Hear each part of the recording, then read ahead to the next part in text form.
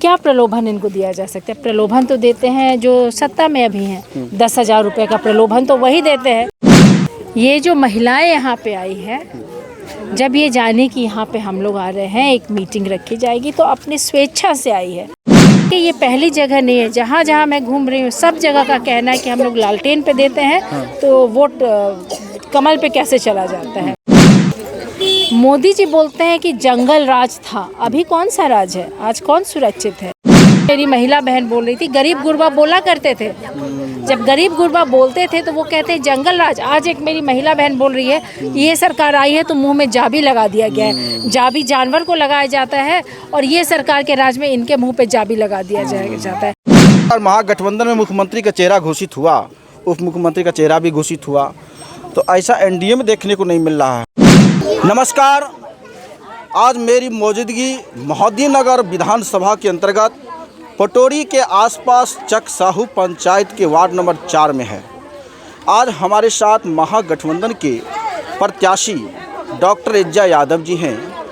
आज ये हमारे पीछे जो काफिला है, महिलाओं का जो भीड़ है, ये महिलाएं का भीड़ क्या बताता है? ये प्रलोभन में बुलाए गए थे या अपने खुद से एक महिला उम्मीदवार होने के नाते महिला लोग आए हैं? तमाम चीज़ जानकारी लेते हैं। सबसे पहले मेरे चैनल में आपको स्वागत है।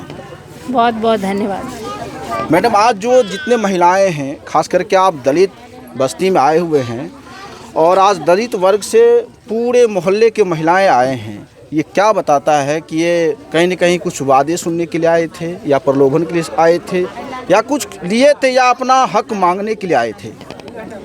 ये जो महिलाएं यहाँ पे आई है, जब ये जाने कि यहाँ पे हम लोग आ रहे हैं, एक मीटिंग रखी जाएगी, तो अपनी स्वेच्छा से आई है।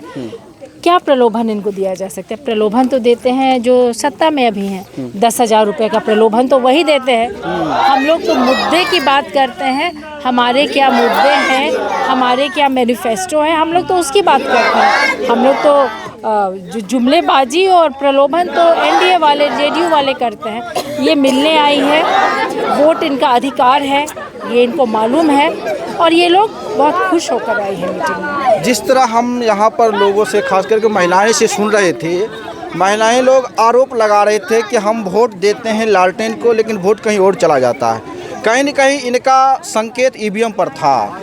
क्या लगता है कि ईवीएम में गड़बड़ी, धांधली बहुत तेज़ी से हो रही है? देखिए, ये पहली जगह नहीं है, जहाँ जहाँ मैं घूम रही हूँ सब जगह का कहना है कि हम लोग लालटेन पे देते हैं तो वोट कमल पे कैसे चला जाता है। सिर्फ यही नहीं, और यहाँ एक महिला नहीं, आप खुद सुने, अनेक महिलाएं बोल रही थी वोट चोरी तो होती रही है, वोट चोरी की लड़ाई हम लोग किए हैं। तो जब इतने सारे लोग बोल रहे हैं तो बात सही है, वोट चोरी तो होता रहा है। क्या लगता है कि प्रधानमंत्री जी कल समस्तीपुर बेगूसराय में भाषण दे रहे थे, उस क्रम में इस बात को कह रहे थे कि जंगल राज था, अभी जंगल राज नहीं है, और वर्तमान में जिस प्रकार 2020 में प्रधानमंत्री जी भाषण देते थे कि मुख्यमंत्री नीतीश कुमार जी होंगे, लेकिन इस बार ऐसा भाषण नहीं देकर वो बता रहे थे कि नीतीश जी के नेतृत्व में चुनाव लड़ा जा रहा। मतलब मुख्यमंत्री के चेहरा तो नहीं बता रहे थे, लेकिन नेतृत्व की बात कर रहे थे। क्या बताता है ये जी कि भाजपा की सरकार आने वाली है? मोदी जी बोलते हैं कि जंगल राज था, अभी कौन सा राज है? आज कौन सुरक्षित है? लूटपाट, हत्या, आप देख लीजिए, बलात्कार। एक दिन आप टेलीविज़न खोलिए, सबसे पहले कितनी हत्याएं हुई हैं आप देखेंगे। बलात्कार कितना हुआ, बैंक लूट कितना हुआ, एक्सीडेंट कितना हुआ, सिर्फ वही सब दिखाई देता है। तो जंगल राज तो अभी है, उस समय तो लोग लालू प्रसाद यादव जी थे, तो जैसे मेरी महिला बहन बोल रही थी, गरीब गुरबा बोला करते थे।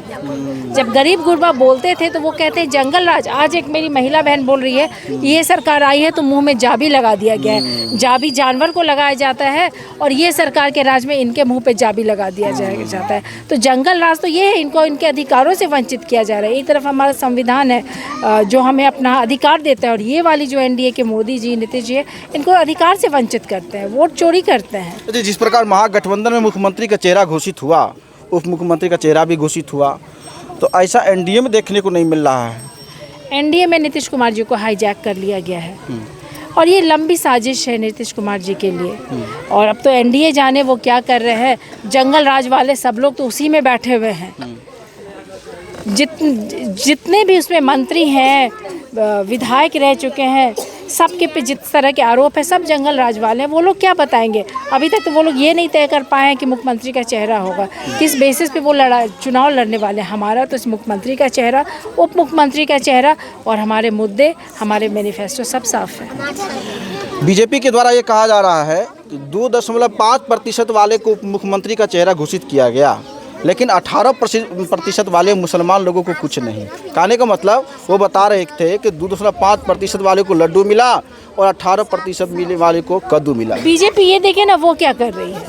हम लोग जो महागठबंधन के लोग हैं मिलजुल कर किसी डिसीजन पे आते हैं। तानाशाह उधर बैठे, वो अपनी बात करें। आज जो दलित महिलाएं जो आवाज़ उठा रही थी कि कहीं न कहीं महंगाई बहुत तेज़ी से बढ़ रही है, हम लोग को आमदनी नहीं मिल पा रही है, और ये भी बताया जा रहा है कि ईवीएम के साथ साथ यहाँ की जो ज़मीन की बात है, आज देख रहे हैं कि चारों तरफ झोपड़ी ही झोपड़ी नज़र आ रही है। क्या बता सकते हैं इसमें, क्या कुछ इसमें? महिलाएं बोल रही थी कि लालू प्रसाद यादव जी के समय 2 रुपये आलू था, आज 26 रुपये आलू है। चावल की कीमत कितनी बढ़ गई है, सब बेरोजगार होकर बैठे हुए। तो इनसे पूछिए ना क्या क्या एनडीए के सरकार में इतने सालों से क्या हो रहा है। ये जो महिलाएं हैं इनको एक आशा और एक उम्मीद राष्ट्रीय जनता दल पे है, इंडिया अलायंस पे है। इनको वो दिन पसंद है जब लालू प्रसाद यादव जी मुख्यमंत्री थे और इनको कुर्सी पे बैठने का अधिकार मिला, बोलने का अधिकार मिला, ये ब्लॉक पे जा कर के आवाज़ उठाने का अधिकार मिला। आज ये ब्लॉक पे जा कर के बोल के तो देखें, सिर्फ घूसखोरी होती है वहाँ।